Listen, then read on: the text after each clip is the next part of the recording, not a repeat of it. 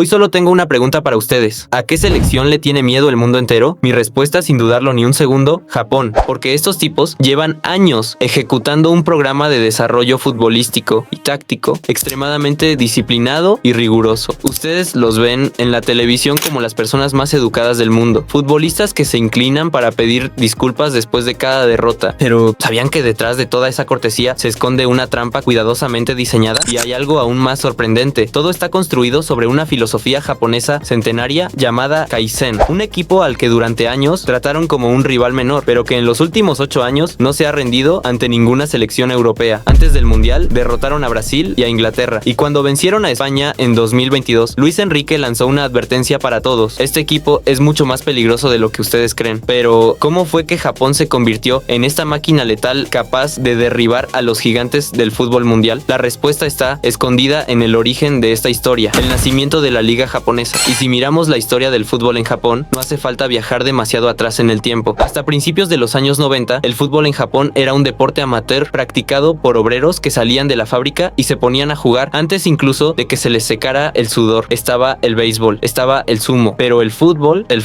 no, o al menos nadie lo tomaba realmente en serio. Sin embargo, en 1981 ocurrió algo que no solo cambiaría a Japón, sino que también marcaría a millones de niños en todo el mundo. Se estrenó Captain Tsubasa y desde ese día el fútbol se convirtió en el sueño compartido de toda una generación de niños japoneses. Y esos sueños, años después, terminarían transformándose en el sistema que hoy hace temblar al mundo. Pero toda gran revolución comienza con un gran dolor. En 1993, el fútbol japonés vivió 2 momentos que cambiarían su historia para siempre. El primero fue motivo de celebración. Con una enorme ilusión nació la Youth League, la primera liga profesional de fútbol del país. El segundo fue un golpe devastador. Japón estaba a solo unos segundos de clasificar por primera vez a una Copa del Mundo. El 28 de octubre de 1993, en Doha, Japón ganaba 2001. Pero ese día el fútbol les mostró por primera vez lo cruel que puede llegar a ser. En la última jugada del partido, Irak empató 2-2. En cuestión de segundos, el sueño de millones de personas se hizo añicos. En la historia del fútbol japonés, ese momento quedó grabado con un solo nombre: la tragedia de Doha. Aquel día había un hombre arrodillado sobre el césped, llorando. Era Hajime Moriyasu, el mismo que hoy dirige a la selección de Japón. Con esas lágrimas se hizo una promesa a sí mismo: llevar a Japón hasta la cima del fútbol mundial. Después de aquella tragedia, Japón reaccionó. El mensaje era claro: el sistema de formación de jugadores, las fuerzas básicas y la manera de entender el fútbol, todo tenía que cambiar. Y fue justo ahí donde entró en juego la filosofía de la que hablábamos hace un momento, el Kaizen. La idea era simple: mejorar un 1% cada día, solo un 1%. Pero un sistema que crece así, al final del año es 37 veces más poderoso. La Gacha League fue pues el primer paso de esa transformación. En lugar de clubes pertenecientes a empresas, se impulsaría a los equipos de cada ciudad. La gente apoyaría al equipo de su propia comunidad y sentiría que formaba parte del club. Con el tiempo, las gradas se llenaron y el fútbol salió a las calles. Aún así, tenían una realidad imposible de ignorar. Estaban aproximadamente 70 años detrás de Europa. Lo sabían y no tuvieron prisa. Por eso pusieron en marcha un proyecto al que llamaron la visión de los 100 años. Aunque suene una locura, Japón tuvo paciencia. Su objetivo era convertir al país en una máquina que jamás dejara de producir talento. Así, cada nueva generación daría la impresión de ser la generación dorada de la anterior. La fecha de conclusión del plan se fijó para 2092, pero al llegar los años 2000 se dieron cuenta de algo: iban muy por delante del plan. Adelantaron la fecha de finalización a 2050 y ahora la meta de la que todos hablan es 2030. ¿Se lo imaginan? Hace apenas 30 años, estos tipos ni siquiera tenían una liga profesional, no tenían absolutamente nada, y la visión comenzó a dar sus primeros frutos. En 1998, Japón disputó por primera vez una Copa del Mundo en Francia. Habían quedado en un grupo muy complicado: Argentina, Croacia y Jamaica. Nadie esperaba que Japón pudiera competir, y así fue. Perdieron los 3 partidos, pero aquella experiencia fue invaluable para ellos. El simple hecho de estar ahí ya era una victoria. El sueño que se había hecho pedazos en Doha encendió, 5 años después, la primera luz de esperanza. Masashi Nakayama marcó ante Jamaica y se convirtió en el primer futbolista japonés en anotar un gol en una Copa del Mundo. Perdieron el partido 2-1, pero la celebración fue como si hubieran salido campeones. Y en ese mundial, el mundo conoció un nuevo nombre: Hidetoshi Nakata. Llamó la atención por su forma de jugar y quedó grabado en la memoria de todos con su estilo inconfundible. A pesar de tener apenas 21 años, jugaba como una estrella consagrada. Su valentía, su técnica y su personalidad lo convirtieron en el nuevo rostro del fútbol japonés. Poco después fue transferido a la Serie A, donde recibió el apodo de El Beckham asiático y hasta fue nominado al Balón de Oro. Fue la primera gran superestrella en la historia del fútbol japonés y abrió las puertas de Europa para todos los futbolistas futbolistas japoneses que vendrían después. Los primeros resultados de aquella visión eran prometedores, pero Japón entendió que el éxito no llegaría únicamente con jugadores que se desarrollaran en la liga local. Para dar el siguiente paso, necesitaban formar a sus futbolistas en el extranjero, especialmente en las ligas más exigentes de Europa. En 2002, la Copa del Mundo comenzó con Japón como uno de los países anfitriones, pero esta vez no salían a la cancha solo como anfitriones, sino como un verdadero contendiente. La estructura disciplinada que había construido el entrenador francés Philippe Troussier funcionaba a la perfección sobre el terreno de juego. Empataron con Bélgica, derrotaron a Rusia y vencieron a Túnez para terminar como líderes de su grupo, y entonces escribieron otra página de la historia. La victoria por 1-0 sobre Rusia fue el primer triunfo de Japón en la historia de la Copa del Mundo. Todo el país lo celebró con una euforia indescriptible. La selección nacional ya era la historia más grande de todo Japón, pero el cuento no duró mucho. En los octavos de final cayeron 1-0 ante Turquía, otra de las grandes sorpresas del torneo. Se despidieron del mundial, pero lo que habían ganado era mucho más valioso. El mundo conoció a Japón y el pueblo japonés volvió a enamorarse de su propia liga. Los estadios se llenaron y la J-League creció como nunca antes. Al año siguiente, la leyenda brasileña Zico asumió el mando de la selección. En su primera gran prueba, conquistaron la Copa Asiática tras derrotar a China en la final, pero el fútbol volvería a enseñarle a Japón el valor de la paciencia. La Copa del Mundo de 2006 fue el ejemplo más doloroso. Después de una serie de malos resultados, Japón quedó eliminado desde la fase de grupos. Esa derrota golpeó más que a nadie a Hidetoshi Nakata. Con apenas 29 años, decidió poner fin a su carrera. Cuando abandonó el campo, no solo terminaba una trayectoria brillante, también llegaba a su fin la primera gran era del fútbol japonés. Después de 2006, las expectativas eran bajas, pero la Copa del Mundo de 2010 marcó el nacimiento de una nueva generación, sobre todo Keisuke Honda, conocido como el Emperador, que mostró un verdadero liderazgo dentro de la cancha. En el primer partido derrotaron a Camerún por 1-0 con un gol de Honda. Después cayeron por el mismo marcador ante Países Bajos, uno de los grandes favoritos del torneo, pero ese día todos entendieron una cosa: Japón ya no era un rival fácil. Frente a Dinamarca, los goles de Honda, Endo y Okazaki les dieron una contundente victoria por 3-1. En los octavos de final los esperaba Paraguay. El partido terminó sin goles y todo se decidió en la tanda de penales. Japón cayó por 5-3. Ser eliminados en los octavos de final ya se había convertido en la nueva pesadilla que Japón debía superar. En ese momento solo 3 futbolistas japoneses jugaban en Europa, pero ese número estaba a punto de cambiar. En los escenarios más grandes de Europa comenzaba a soplar el viento de Shinji Kagawa. Con el Borussia Dortmund conquistó 2 títulos consecutivos de la Bundesliga. Después dio el salto al Manchester United, donde se convirtió en una de las piezas más importantes del último campeonato de la Premier League bajo el mando de Sir Alex Ferguson. Para 2014, el número de futbolistas japoneses que jugaban en las ligas europeas había aumentado a 11. Sin embargo, ese crecimiento todavía no se reflejaba en la selección nacional. Japón volvió a despedirse de la Copa del Mundo en la fase de grupos. Fue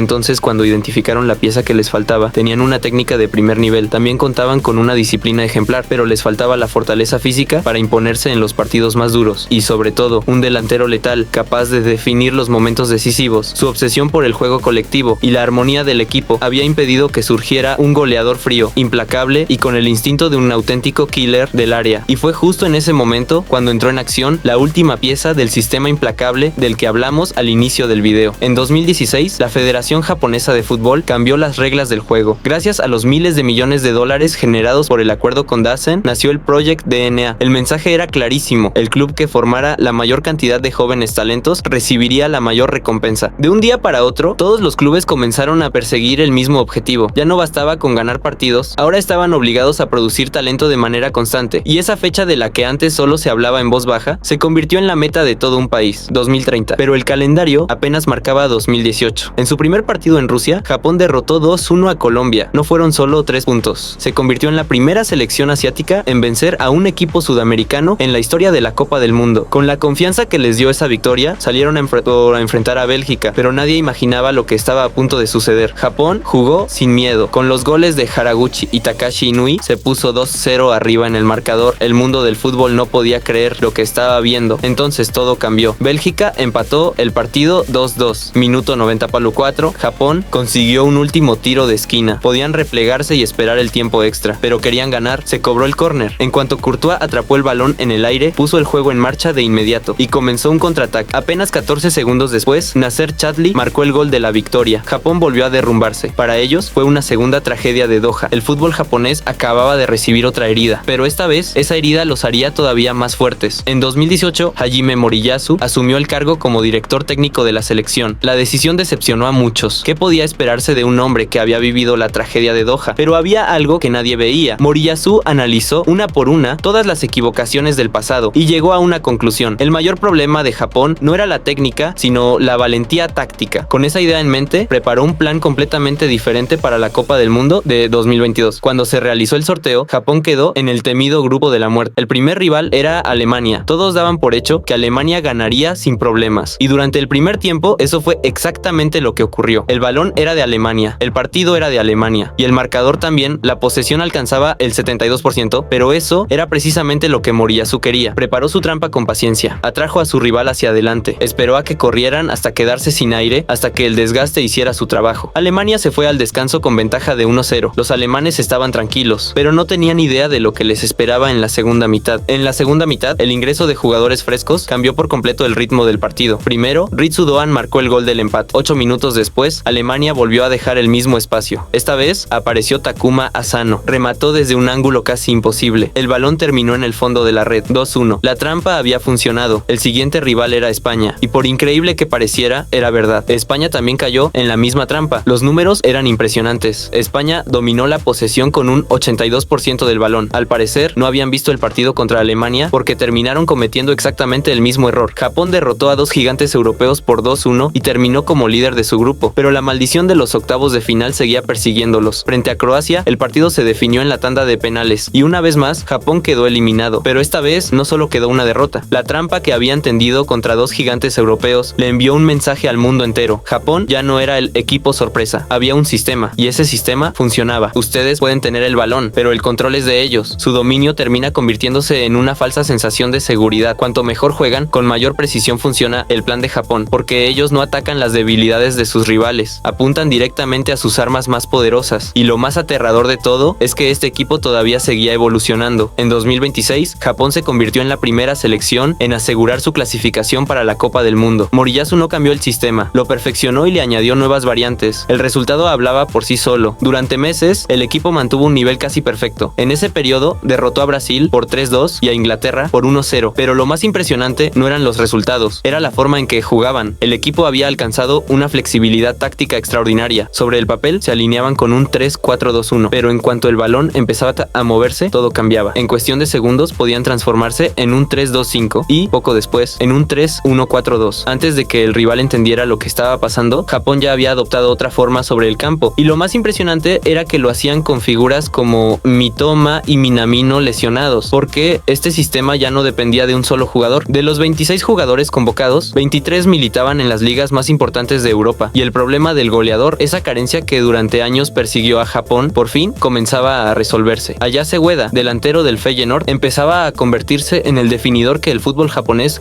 llevaba tanto tiempo buscando. Ahora los rivales ya no solo se preocupaban por quién iba a jugar con Japón, sino por intentar descifrar cómo iba a jugar, y esa era la parte más difícil, porque Japón podía transformarse en un equipo completamente distinto en cuestión de minutos según el rival que tuviera enfrente. La primera prueba fue ante Países Bajos. Los neerlandeses habían estudiado a fondo ese sistema, pero una cosa era analizarlo y otra muy distinta, detenerlo. Al final de los 90 minutos, el marcador reflejaba un 2-2. Después, aplastaron a Túnez con un contundente 4-0, borrándolo prácticamente del partido, y lo hicieron sin figuras como Kubo, Mitoma y Endo. A esas alturas, la mayor fortaleza de Japón ya no eran sus estrellas, era su sistema. El empate 1-1 frente a Suecia volvió a demostrarlo una vez más, y ahora tienen por delante la prueba más grande de todas. En la ronda de 32, el rival era Brasil. 9 meses antes lo habían vencido por 3-2, pero una Copa del Mundo es un escenario completamente distinto. Debido al nuevo formato, esta vez debían superar un obstáculo más para alcanzar los octavos de final. Entonces, la pregunta era inevitable. ¿Podría Japón romper por fin la maldición de las eliminaciones que lo había perseguido durante tantos años? ¿O sería Brasil el nuevo protagonista de esta historia? Un camino que comenzó en 1993, entre lágrimas en Doha. Hoy se había convertido en uno de los proyectos futbolísticos más temidos del planeta. 30 años de paciencia. Invirtieron en las categorías inferiores. Enviaron a